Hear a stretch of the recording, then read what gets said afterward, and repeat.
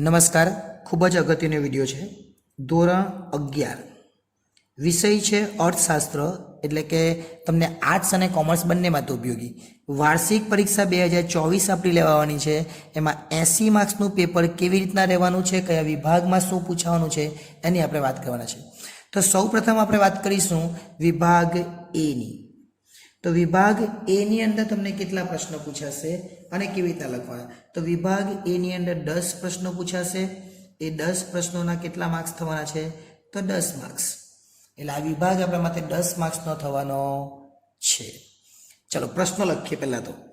10 એટલે 1 2 3 4 5 6 7 8 9 અને 10 પ્રશ્નો લખી ગયા। હવે આ જે 10 પ્રશ્નો છે એ ક્યાંથી પૂછાવાના એ જોઈ લઈએ। તો જે પહેલો પ્રશ્ન છે એ પહેલો પ્રશ્ન એ આપણને ચેપ્ટર નંબર 1 માંથી પૂછાશે। ક્યાંથી પૂછાશે? Chapter number 1। બીજો જે પ્રશ્ન છે એ આપણને ચેપ્ટર નંબર 2 માંથી પૂછાશે। ત્રીજો જે પ્રશ્ન છે એ ચેપ્ટર નંબર 3 માંથી પૂછાશે, એવું નહીં કહેતા, ચેપ્ટર નંબર 4 માંથી પૂછાશે। ચોથો પ્રશ્ન જે છે એ ચેપ્ટર નંબર 5 માંથી પૂછાશે। પાંચમો જે પ્રશ્ન છે એ ચેપ્ટર નંબર 5 માંથી જ પૂછાશે। છઠ્ઠો પ્રશ્ન છે એ ચેપ્ટર નંબર 7 માંથી પૂછાશે। સાતમો જે પ્રશ્ન છે એ ચેપ્ટર નંબર 9 માંથી પૂછાશે। આઠમો જે પ્રશ્ન છે એ પણ ચેપ્ટર નંબર 9 માંથી પૂછાશે। તો હવે બાકી રહ્યા 9 અને 10, એટલે 9મો પ્રશ્ન એ 10મા ચેપ્ટરમાંથી અને 10મો પ્રશ્ન એ પણ 10મા ચેપ્ટરમાંથી।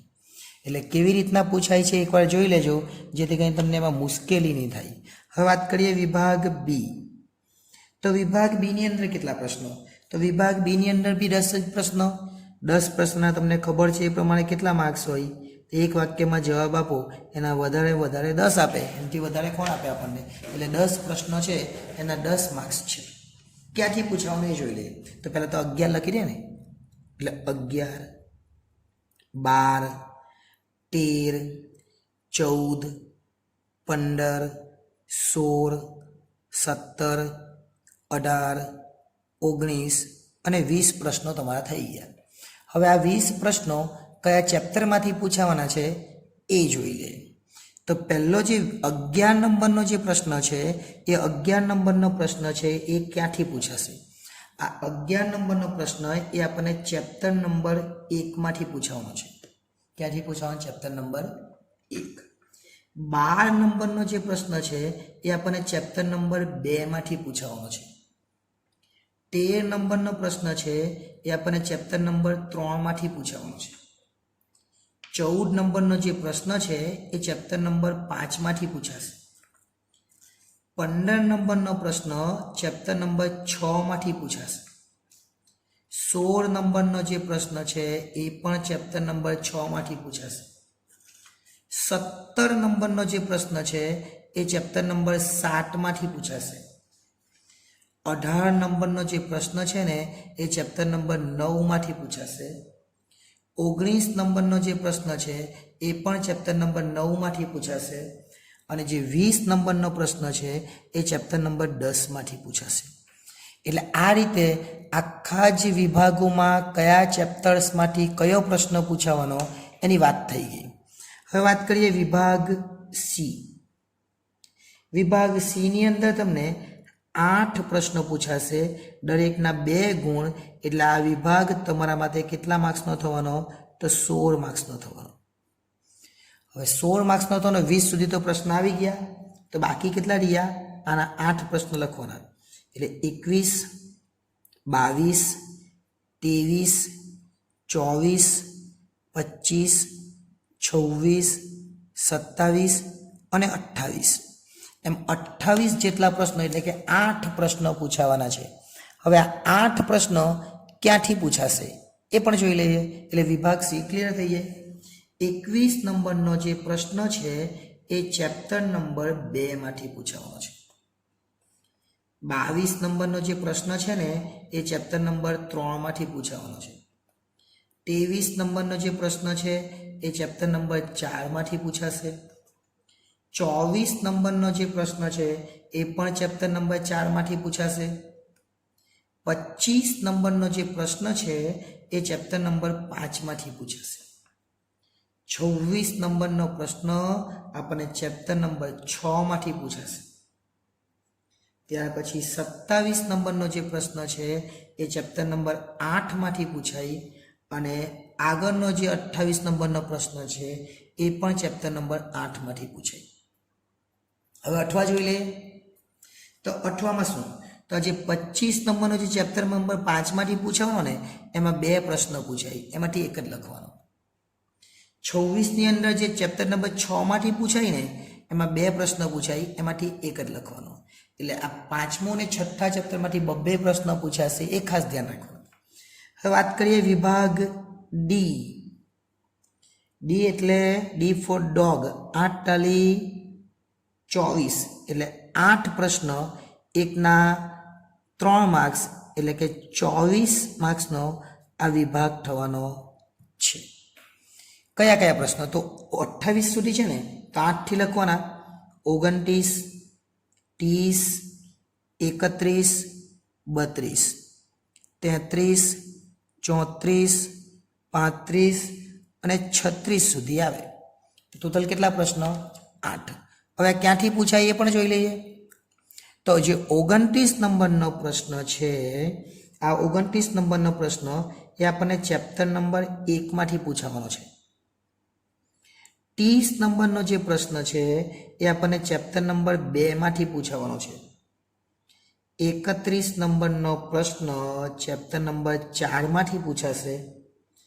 32 નંબરનો પ્રશ્ન ચેપ્ટર નંબર 5 માંથી પૂછાશે. 33 નંબરનો પ્રશ્ન ચેપ્ટર નંબર 6 માંથી પૂછાશે. 34 નંબરનો જે પ્રશ્ન છે એ ચેપ્ટર નંબર 8 માંથી પૂછાય. 35 નંબરનો જે પ્રશ્ન છે એ ચેપ્ટર નંબર 9 માંથી પૂછાય અને 36 નંબરનો જે પ્રશ્ન છે એ ચેપ્ટર નંબર 11 માંથી પૂછાય. એટલે આ રીતે ક્યાંથી પૂછાવાનું એ જોઈ લીધું, પણ સરકાર આપણને થોડીક રાહત આપે એટલે આંતરિક વિકલ્પ ક્યાંથી મળશે એ જોઈએ.